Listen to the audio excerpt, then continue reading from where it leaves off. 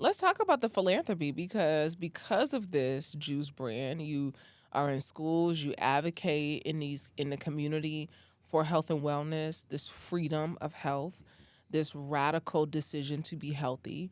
So I want you to lean into that conversation about the work that you're doing, not just in the juice bar, but in the community.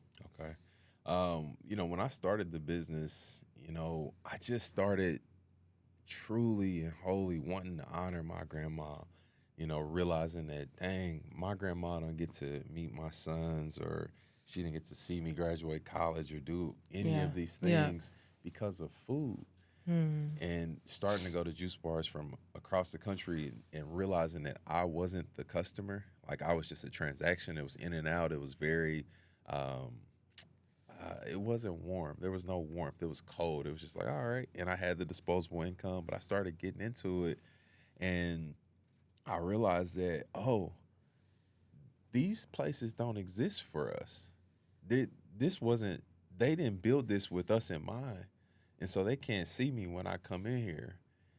I want to create something that sees everybody, that lets everybody know that it's okay, like that lets them feel valued beyond just like your $10, your $20. And so I started in that way, wholly, but I didn't realize that kids would become an audience. Like, hey, Chris, can you come talk to? Hey, Chris, can you come? Hey, Chris, can you come? And I'm like, huh, like this is unforeseen, and that started to evolve, and Ruby Jean started to be a conduit to community. It started to be a conduit to change, to improving circumstances. My grandmother's story, it started to elevate stories in other people and help people see themselves in a way that they hadn't, because health is it's bougie Yeah. historically, Yeah. it's Yeah. exclusive. Yeah. And you made it accessible because I think there are so many people who say it costs too much. It's too healthy to eat right. It's too healthy. Hmm. It's too expensive to not eat healthy.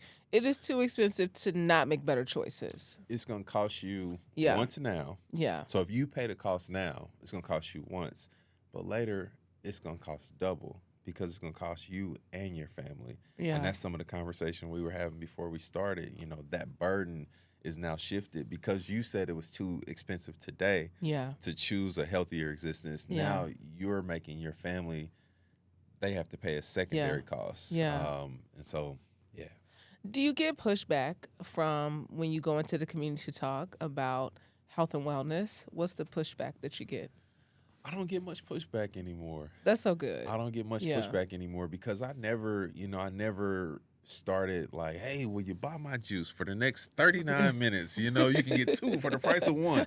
I don't, Or if you drink my juice for 30 days, all yeah, your problems will go away. that's not Yeah. what I'm Yeah. on, Yeah. And so, I've been able to just tell my grandmother's story. I've been able to talk about the pain of losing her and my great grandmother in the very hospital, and how that made me realize, there's something more. There's something more. And so when I tell through story, like, then it's received well, because I'm not just talking about her. I'm talking about everybody in this room got a Ruby Jean. Yeah. Every single one of us. Yeah. And that would be the case even if everybody in this room wasn't black. Food related illnesses, that's the number one killer of people. And so allowing people to identify, their family and their lineage and the jeopardy it's in based on the food choices we make or the lifestyle choices we make has always made it a warm receipt. And my hands are in the mud in Kansas City. Yeah. I mean, they all through the mud. And so Kansas City shows me a lot of love. I would not, there is no way that Ruby Jeans would be what it is today and what I see in my mind, what it will be tomorrow without Kansas City. Yeah. So Kansas City is, man, rocked with me from the beginning. Yeah. What's the bigger vision? What's the big vision that you're looking forward to? Ruby Jeans is a global brand. When people see my grandmother's face in a very contradictory sense, because she didn't know about health. She didn't know about a healthier lifestyle. She didn't eat healthy a single day in her life. She didn't walk around our neighborhood. She let food and her circumstance kill her. but I want people to see her face and identify with reality and just a healthier, more incremental approach to health from a global perspective. And I believe her story is a mechanism that will change many, many lives. Like Yeah. just intentionally by them being able to see like, oh, Auntie Brenda, oh, Uncle Earl, oh. So I want them to see themselves. That's a mirror. My grandma's face is right there, but that's a mirror. That is a mirror. And I want that mirror to reach this entire planet. Yeah.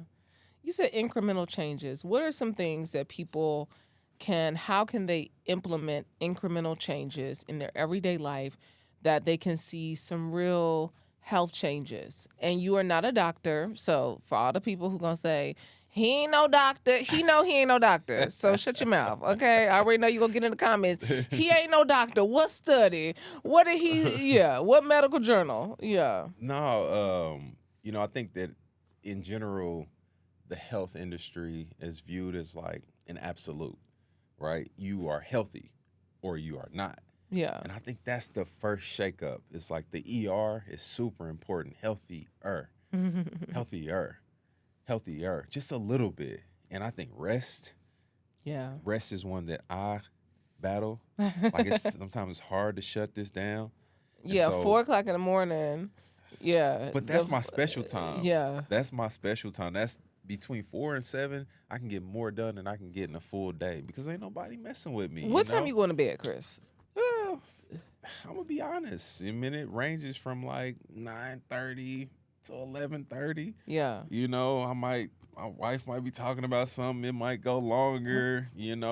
But 4:00, I have to get up because that's the thing that sets it apart. That's where I can hear. I've been praying. I've been talking to God all day. Yeah. All day. I'm talking to him constantly, but I never have time to hear. And so 4 a.m. allows me to hear. But incrementally, I think sleep, super important. Super, super important. Going outside, I cannot get my family to do this with me. They think I'm like a hippie or somebody weird. I've been taking rain showers. Okay. And I know it sounds like You been taking your soap outside and getting in the rain, or you just been going out in the rain and get the rain showers? Going out in the rain. I love that. In my shorts, washing my hair, washing my beard, washing my skin, barefoot in my grass, just being free in it. Because we always was like dodging the rain. Yeah. It's raining outside. Yeah. But that's something that's free, Yeah. that's available to us, that's, to me, it's a game changer. I want you to do it. You ain't gonna do it. No, I'm in the rain all the time. I got locks. Okay, so because my hair, I don't care about my hair getting wet. Okay. I'm not one of those girls. I'm a grounding girl. I was out at the ranch this weekend at my family's ranch. Barefoot in the grass, sitting in the sun. My brothers are taking pictures. Like Brandy is like the biggest kid. I'm walking barefoot. I am laying in the sun, in the grass. See, I don't think that we do that largely. I don't think that's a broad thing that's happening in our community. And so I think being outside, getting our feet connected to the earth is super important. And walking. Because gyms are like they're barriers. Oftentimes, gyms are barriers. Like, oh, I don't got time to get there. Oh, I got to look like this when I'm there. Oh, such and such going to be there. I got to have my right outfit. Yeah. And so walking is something that I hold near and dear to my heart because, I'm by myself. I'm out in nature. I can think. If I need to take a call, I can. I try not to, but I'm moving the whole time. And so if you want to meet with me, typically, if you're like, oh, Chris, I think you got something in that big head of yours that I need, come walk with me. If that blessed you, trust me, you've only scratched the surface. There's so much more wisdom, truth, and transformation waiting in the full conversation. Click the link in the caption below to watch the entire interview. And don't forget to like, comment, and subscribe so you never miss an episode of Vault Empowers Talks.